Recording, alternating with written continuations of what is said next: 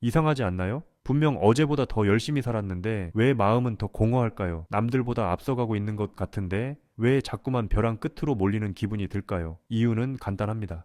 당신은 지금 속도의 저주에 걸렸거든요. 우리는 속도가 곧 능력이라고 믿는 세상에 살고 있습니다. 하지만 틀렸습니다. 진짜 능력은 제때 멈출 줄 아는 힘에서 나옵니다. 오늘 저는 여러분의 그 잘난 성실함을 잠시 내려놓게 할 아주 불온하고도 달콤한 제안을 하려고 합니다. 삶의 속도를 늦추는 가장 쉬운 방법들. 하지만 이 방법들을 다 듣고 나면 여러분은 깨닫게 될 겁니다. 아, 내가 지금까지 정말 중요한 걸 놓치고 있었구나 하고 말이죠. 자, 당신의 인생을 바꿀 느림의 기술, 그 첫 번째 문을 열어보겠습니다. 첫 번째 방법은 황당하게도 식물에게 물을 주는 것입니다. 지금 나랑 장난해? 이 바쁜 시간에 고작 화분이나 보고 있으라고 라고 생각하셨나요? 맞습니다. 바로 그 저항감이 당신이 지금 위험하다는 증거예요. 화분에 물을 주고 흙이 젖어 들어가는 모양을 가만히 지켜보세요. 그리고 잎사귀 끝에 맺힌 물방울이 떨어질 때까지 기다려보세요. 식물은요, 당신이 아무리 재촉해도 더 빨리 자라지 않습니다. 당신이 밤을 새워 응원한다고 해서 갑자기 꽃을 피우지도 않죠. 식물은 철저하게 자신만의 속도를 지킵니다. 우리는 식물을 보며 멈춰 있다고 생각하지만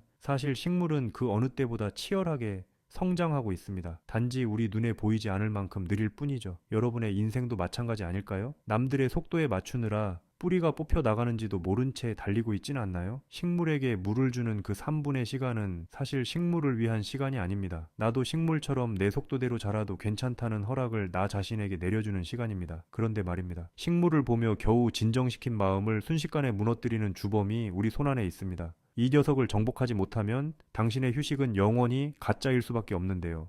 과연 그 괴물의 정체는 무엇일까요? 식물을 보며 잠시 숨을 고른 당신의 손이 지금 어디에 있나요? 아마 무의식적으로 스마트폰을 만지작거리거나 알림 설정이 되어 있지 않은 화면을 의미 없이 켜보고 계시진 않나요? 맞습니다. 제가 말씀드린 휴식의 괴물은 바로 당신의 손바닥 위에 있습니다. 우리는 연결되어 있지 않으면 불안해하는 병에 걸렸습니다. 휴식조차 SNS에 인증해야 하고 남들의 여유를 구경하며 내 여유의 부족함을 자백하죠. 자, 이제 가장 독한 처방을 내리겠습니다.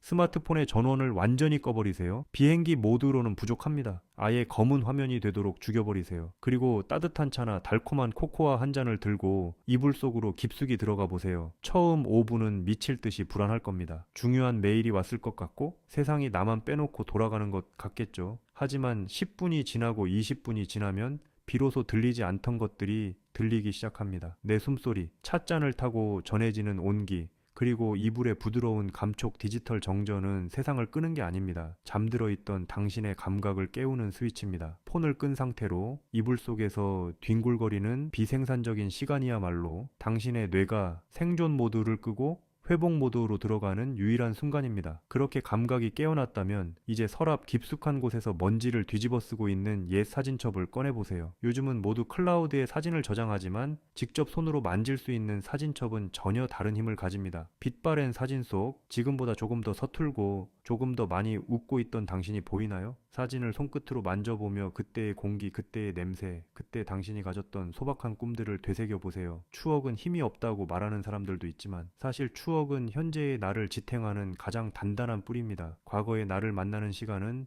일종의 정서적 정박입니다. 거친 파도처럼 밀려오는 일상의 파고 속에서 나에게도 이런 따뜻한 시절이 있었지라는 확신을 갖는 것. 그 확신이 생기는 순간 신기하게도 미래에 대한 막연한 공포가 줄어듭니다. 당신은 이미 충분히 잘 살아왔고 앞으로도 그럴 것이라는 증거가 그 사진첩 속에 가득하니까요. 하지만 과거로의 여행만으로는 부족합니다. 우리의 뇌는 너무나 영악해서 가만히 있으면 다시 걱정거리를 찾아내기 때문이죠. 그래서 우리는 뇌를 합법적으로 속여야 합니다. 어른들이 장난감처럼 보이는 퍼즐에 집착하고 비 오는 날 창밖을 보며 멍을 때리는 이유, 그 속에 숨겨진 놀라운 뇌과학적 비밀은 무엇일까요? 이제 당신의 뇌를 완벽하게 속여 휴식에 빠뜨리는 기술을 공개합니다. 뇌는 참 이기적인 기관입니다. 가만히 쉬라고 하면 오히려 불안이라는 호르몬을 내뿜으며 당신을 괴롭히죠. 쉬고 있는 당신에게 너 이래도 돼? 남들은 저만큼 앞서가는데? 라며 끊임없이 잔소리를 퍼붓습니다. 이제 이 오만한 뇌를 잠재울 합법적인 기만술이 필요합니다. 스도쿠나 퍼즐을 꺼내세요. 이게 무슨 휴식이야? 또 머리를 쓰는 건데? 라고 반문하시겠지만 바로 그게 핵심입니다. 우리 뇌는 복잡한 걱정거리와 단순한 과제를 동시에 처리하지 못합니다. 조각의 모양을 맞추고 비어있는 숫자를 채워 넣는 그 단순하고 명확한 목표에 집중하는 순간 뇌의 전두엽은 복잡한 미래의 걱정을 잠시 로그아웃합니다. 거창한 성취가 아니라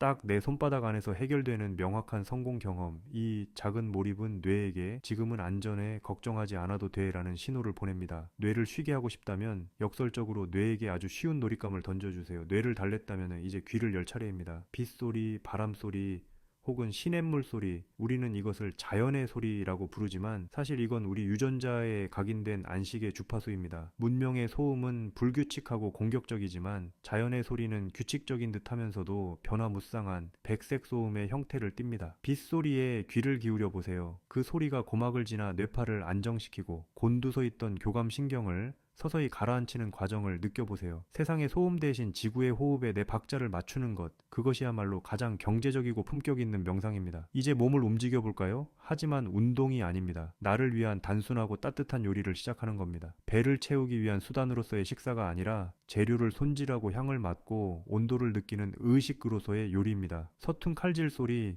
보글보글 끓어오르는 수프의 향기, 그리고 완성된 음식을 입안에 넣었을 때 퍼지는 온기, 이 과정은 당신의 오감을 일깨웁니다. 내가 나를 먹여 살리고 있다는 감각은 자존감의 가장 밑바닥을 지탱하는 힘이 됩니다. 편의점 도시락으로는 절대 채울 수 없는 영혼의 허기를 달래는 시간이죠. 따뜻한 수프 한 그릇이 당신의 차가웠던 하루를 녹여줄 겁니다. 자, 이제 당신의 뇌도 감각도 영혼도 어느 정도 온기를 되찾았습니다. 하지만 마지막 관문이 남아 있습니다. 신발끈을 묶고 문 밖으로 나가는 순간 우리는 다시 목적지를 찾는 본능에 사로잡히기 때문이죠. 목적지 없는 발걸음이 어떻게 우리를 가장 정확한 길로 안내하는지, 그리고 아무것도 하지 않는 그 텅 빈 시간이 어떻게 당신의 인생을 꽉 채우게 되는지, 그 마지막 반전의 이야기를 시작합니다. 이제 신발끈을 묶고 밖으로 나가보세요. 하지만 기억하세요. 오늘은 그 어디도 가기 위해서 걷는 게 아닙니다. 그냥 걷기 위해서 걷는 것이죠. 목적지 없이 동네를 산책해보세요. 늘 지나치던 편의점, 구석에 핀 이름 모를 들꽃, 담장 너머의 저녁 노을 목적지가 사라지는 순간 비로소 풍경이 보이기 시작합니다. 빨리 가야 한다는 강박이 사라진 자리에는 신선한 공기와 지금 이 순간이라는 생생한 실존이 차오르죠. 당신이 걷는 이 길은 어디로 연결되는 통로가 아니라 그 자체로 당신의 소중한 인생입니다. 산책 끝에 빈 의자를 발견했다면 그냥 앉으세요. 그리고 아무것도 하지 마세요.